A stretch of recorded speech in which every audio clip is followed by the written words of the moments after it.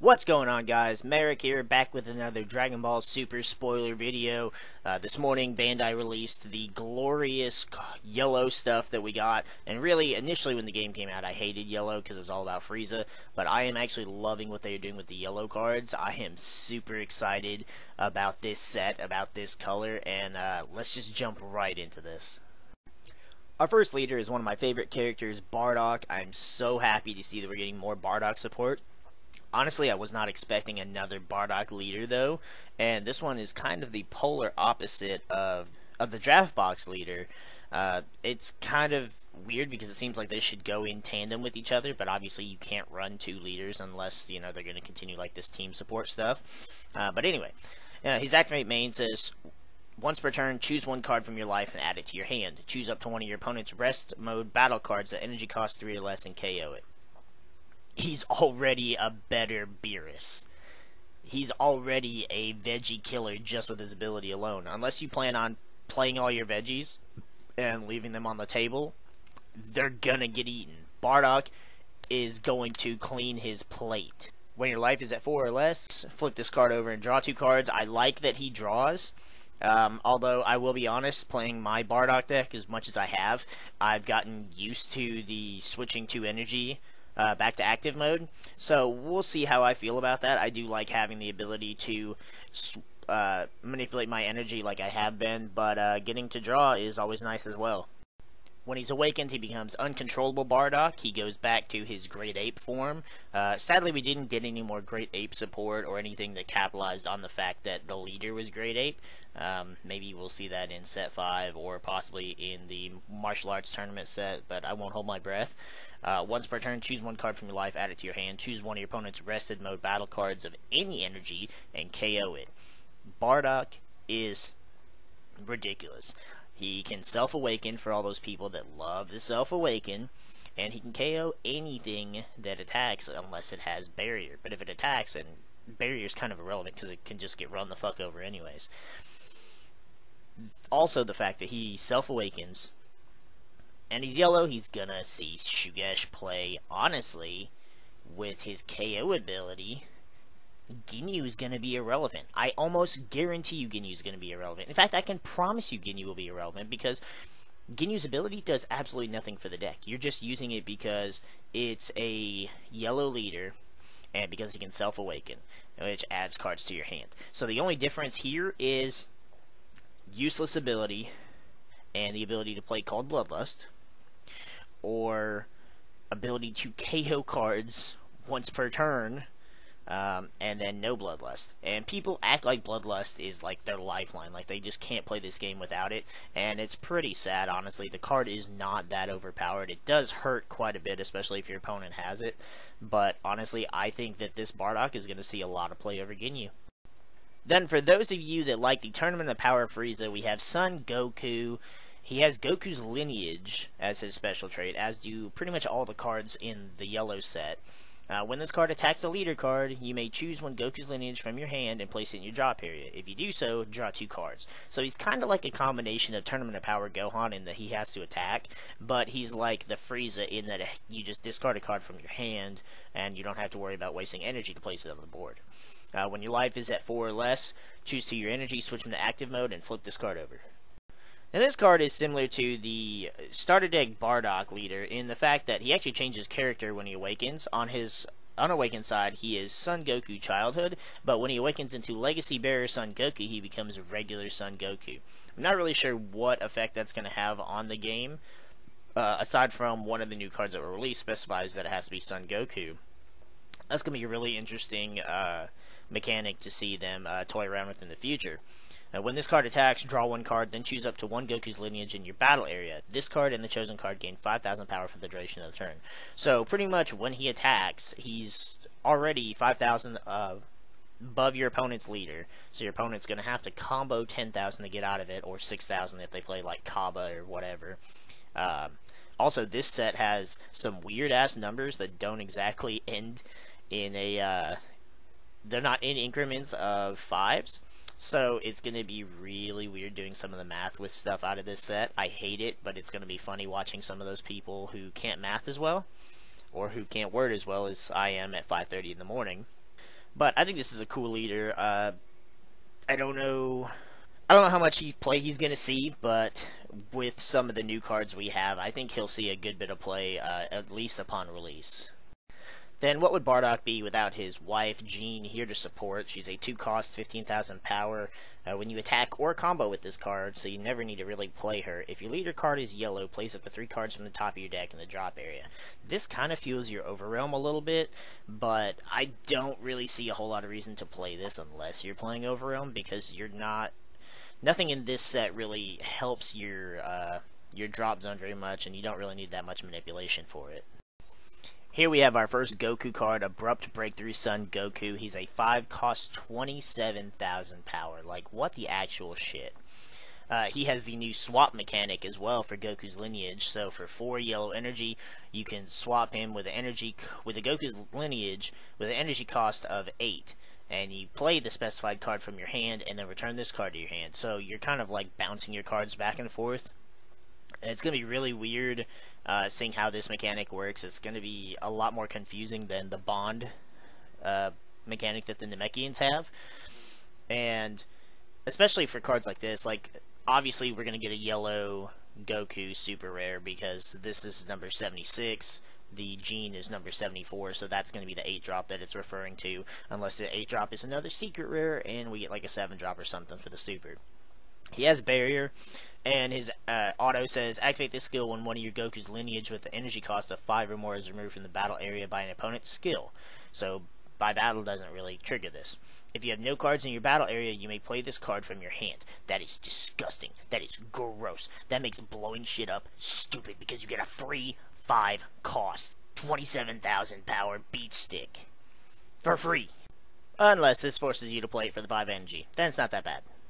Then we've got Indomitable Dynasty, Super Saiyan Son Goku. He's a 3-cost, 15,000 with Barrier, and he's got Swap 4, so for 2 yellow energy, you'll bounce him back to your hand and play a card with energy of 4 or less.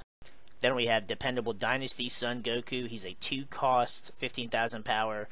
He's got Swap 3, so for 2 energy, swap to a energy cost 3, so you'd probably switch to the previous one. And you kind of just, instead of evolving them or removing them, you're bouncing them back and forth, so it's going to keep your hand advantage and give you extra combo cards later on. It's going to be a really interesting deck to see. I'm looking forward to it. Then we have Unbroken Dynasty Son Goku. He's a 2-cost, 10,000 power. It's another Son Goku childhood. He's got Swap 2 for 1 yellow energy. His ability is a little different than the others we've shown. You choose one card from your hand and place it in your drop area, and then you swap a Goku's Lineage with an energy cost of 2 or more. So you can't just start off by doing the bouncing back and forth combo without having to have some kind of cost for it. Then we have Deadly Golden Great Ape Son Goku. He's a 5-cost, 25,000 power. This one specifically is Son Goku GT. We should have expected to see every variant of Goku in this set. He's got Swap 5 for Goku's Lineage. His permanent says you may not play this card from any area unless your leader card is a Son Goku GT. So right now, you can only play this card with the starter deck Goku leader. That's it. So you're either going to be running a yellow deck with a red leader, or you're going to be running yellow-red to try and capitalize on this card. And when you play this card, you choose up to 1 Goku's Lineage with an energy cost of 5 or less from your deck and add it to your hand. I don't know. To me, this card's really underwhelming for the fact that you can only use him with the 1 leader, unless we're going to get another Great Ape card for Son Goku. Or if we're going to get this one that swaps into a Super Saiyan 4 a Super Saiyan 4 Goku. That's really about the only thing that I could see happening, just because why else would he do that? Like, what would be the point in that? So I can probably see us getting another Super Saiyan 4 Goku. Hopefully it's not a secret rare. If it's a super rare, fine, but just don't let it be a secret rare. Do not waste another one on Goku. Then we've got Dynasty Deferred Son Goku. He's a 4-cost, 20,000 power. He's got Swap 5 for 3 yellow energy. He's got Barrier, and at the end of the turn, you switch this card to active mode, so he can attack and then go back to the safety of active mode. Then we've got another Kakarot card. He's our 1 cost, 10,000 vanilla. Obviously, they didn't do anything with Kakarot again. Hopefully, they will in the next set. Then we've got Discovered Dynasty Son Gohan, probably one of my favorite cards with this swap mechanic. He's a 4 cost, 20,000 power. He's got swap 5 for 3 yellow and barrier, and when you play this card with swap, you draw 2 cards. So you get some card advantage with his ability. He's got barrier, which is nice. Not really sure what else you can do with this Gohan, though, as he seems to be the only Gohan adolescence that's in this set, at least as far as the yellow goes. So there's really not a lot else you can do with him. I kind of feel like a lot of this was a little wasted since most of the cards are Goku, but why am I surprised? Then we have Intrepid Dynasty Son Gohan. He's a 2 cost, 10,000 power with barrier. He's got swap 3 for 2 yellow. It's cool to see us getting more Son Gohan youth. I don't really care how it has nothing to do with Gohan. It's all about the Goku lineage swap mechanic, and he has no further abilities. Kind of a disappointment there, but I'm sure we'll see more Son Gohan childhood cards in the future. Then we have, by far, my favorite card of this color so far. Yes, more than the Bardock leader. We have Prodigal Dynasty Son Goten. He's a 3 cost, 15,000 power, swap 4 for 2 yellow. Nobody cares about that. His auto says when you combo with this card, if one of your yellow battle cards is being attacked, this card gains 10,000 combo power for the duration of the turn. 15,000 combo power. You know what I'm going to do? I'm going to put 4 of these in apes. That's the first thing that I'm doing. That is the first thing that is happening, is 4 of these are going in great apes. Oh, you're attacking? I block. You're now attacking one of my yellow battle cards. Combo, 15,000 extra block power. You are no longer going to overpower grade 8 blockers, and I know that's going to piss people off because people already hate apes. I like them for what they were. I like them not because of barrier, but because they were great apes. So I'll just be one of those guys. Then we've got Plucky Dynasty Pan. She's a 4 cost, 15,000 power. She's got swap 5 for 3 yellow. And she's your super combo. So why they gave her swap 5? I don't have any clue whatsoever. When you combo with this card, if your leader card is a yellow Goku's lineage, and your life is 4 or less, draw 1 card and add 10,000 power. Do I see her getting any play? Hell no. Why would you play this when you can play Shugesh? That's the only reason, or one of the only reasons, why yellow is still so prevalent, is because you can Shugesh out your shit, and unfortunately, because Shugesh is the way he is, people are going to be running the veggie package in with the Goku's lineage stuff, if they can, if they want to take advantage of all that swap mechanics. But honestly, I still don't see a whole lot of reason to play her over Shugesh at all, aside from the fact that she's a Goku's lineage card. Then we have Fledging Talent Pan. She's a 1 cost, 5,000 power. She's kind of cool. I like her ability. Once per turn, you can choose a card from your hand and place it in the drop area and draw a card. You're not gaining any advantage, but you can get rid of cards that aren't very helpful or cards you have multiples of. Gives you a little bit of more draw power to kind of thin your deck out and search for the combo pieces you need for the Goku's lineage. And I mean, really, you could use her in anything that runs yellow. She's not great, but she's not bad either. Then, probably one of the most hated cards that are going to be in set 4 is Ox King Dad at Heart. He's a 1 cost, 4,000 power. Weird ass number, but let's go with it. All yellow battle cards in your battle area with energy cost of 3 or less gain barrier. Barrier. All of them. All yellow battle cards. Sound familiar? Of course it does. He's a 1 cost King Vegeta that's giving everything, including himself, barrier. Did we need this? No, not really. Do I plan to abuse this in Great Apes? I might possibly. I don't really need to because I get King Vegeta on the board and then everything's fine anyways. So I don't really set up a massive board until I have King Vegeta, so I don't really think he's gonna be too necessary. But the fact that he gives everything blanket barrier and he's a 1 cost is probably gonna piss people off. Then we've got our first Chi-Chi card, Dynasty Soulless Chi-Chi. She's a 1 cost, 5,000 power. She's just your tutor card for this set. Look at top 3 cards of your deck. Choose a Goku's lineage, add it to your hand. Then we have our second Videl card, Caring Mother Videl. She's a 2 cost, 5,000 power. And her activate main says, switch this card to rest mode, draw one card, then choose up to one of your battle cards and gains 5,000 power for the duration of the turn. Pretty cool, because you can get an extra energy every turn, but to play her for 2 and she doesn't do anything else but sit there, she does give your battle cards a boost, which is kind of nice, but I don't know how much play she's going to see. Probably not as much as a lot of the other cards. Here we have adoptive father-son Gohan. We finally got a more Dragon Ball support, so they had to throw in Son Gohan. He's a 1-cost, 4,000 power again, and he's got Swap 2 that doesn't cost any energy, and he's a blocker. So he can play any of them that have a 2-cost without having to sink any resources into it. He doesn't really do a whole lot other than the fact that he's a blocker. But you will notice that he is Son Gohan, but you cannot play him with any Gohan-esque abilities. Don't get any funny ideas, because all of those are Son Gohan childhood, youth, adolescence, stuff like that. So there's no way that you can kind of dick around and try and take advantage of the character's wording and traits and that such. So, just in case you were trying to do anything funny.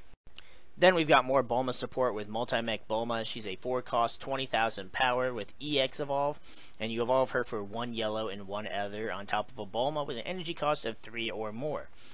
At the end of the turn, when you play this card, place up to 2 cards from the top of your deck in the drop area, then choose one of your energy and switch it to active mode and draw a card. So it's kind of cool how she fuels your drop area in case you want to play that Overrealm stuff. And then you get to draw a card. You can switch energy, so you're never tapped out when you have her, which is kind of nice, since blue is the only color that really gets that kind of manipulation. But again, nothing in this really supports, like with Jean, the ability to just send cards from your deck to the drop area for no reason, that we've seen. There are, the super rares. We'll see what those are. But until then, like, really, it's just Overrealm mechanic. That's the only thing I can think of. I don't know, but hopefully we'll find out soon. Then we've got Explorer Bulma. She's a 3-cost, 10,000 power, a little low for a 3-cost. But when you play this card, choose up to 2 cards from the top of your deck in your drop area again. Then choose up to 2 of your energy and switch them to active mode and draw a card. So you get to play her for 1. I guess that would be why she is so weak. For a 3-cost, and you get to draw a card. So she's kind of like Preface of Recovery Goku, but she draws a card.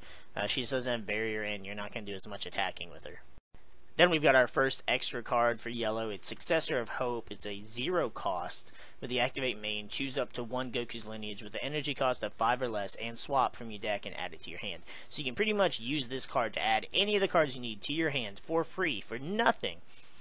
I don't know why it has Bardock on it. We are getting more than one super rare. We know one of them is a Goku that was placed between Jean and Goku. But there's also another card that's missing from this list, and it's actually between the Goku leader and the Jean card. So hopefully we'll be getting a new Bardock card that maybe will be used with this ability. I'm not sure. The art looks dope. I'll love to have it as a foil, but so far I won't be using it.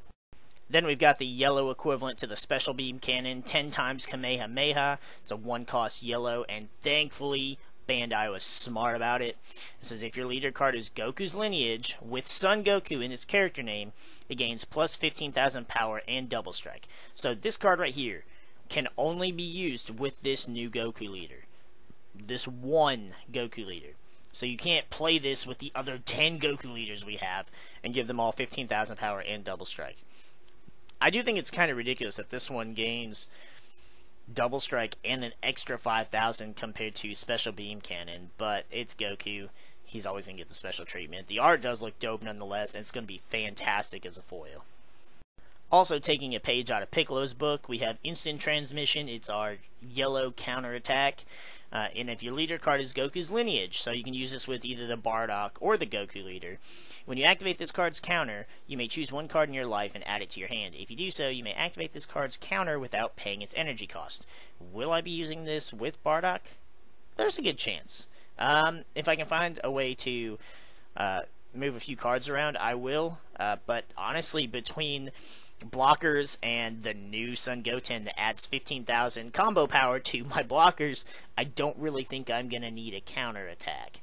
It'd be cool for Self-Awakening, but again, if I'm going to be running the new Bardock leader and not the set 3 Bardock leader or the draft leader, I'm going to self-awaken anyways at some point, plus with my opponent attacking. So while Instant Transmission is a super cool card, super cool ability, I don't know how much I'll be running it in Apes. It's great for Goku, though. Alright, well that's going to wrap up this spoiler video. I gotta be honest, yellow is a fantastic color this set. Still doesn't have me as excited as the green support because we got Piccolo. Like I said, nothing probably will, but there's a lot of cool stuff in here. I'm definitely looking forward to the Goten to abuse it with Apes. I know I'm a terrible person, but I love Bardock, and I loved the Bardock TV special as well. So, oh well. But the Goku's lineage looks great too. I like how it adds the Gokus from all the different sets. I just wish, for it being his lineage, I wish we could have got more of, like, more Goten, more Gohan, even more Bardock. Hopefully one of those super rares I was right and it is going to be a Bardock, because that would be super awesome. I just want to take a minute to thank all of our viewers, especially our subscribers, for all the support they've given us, especially on the Dragon Ball content. The deck profiles have been killing it. You guys have been actually loving more of our weird and less meta decks than some of the others. I've noticed which kind of videos you guys seem to enjoy a little more, and just staple meta stuff really isn't it, especially because, well, they're all the same. It's all the same stuff. It's like, oh, I'm running Ginyu Veggies. Your deck is probably the same, maybe 2 cards off. You guys seem to enjoy the things that are a little different.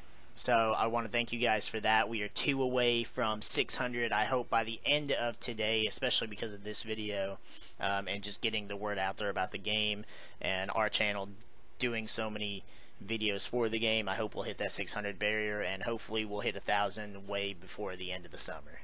But if you guys enjoyed this video, hit that like button down below for us. If you're excited for yellow, let me know which cards you're most excited for. Are you going to be playing the Goku's Lineage? Are you more excited for the Bardock like myself? I highly doubt it.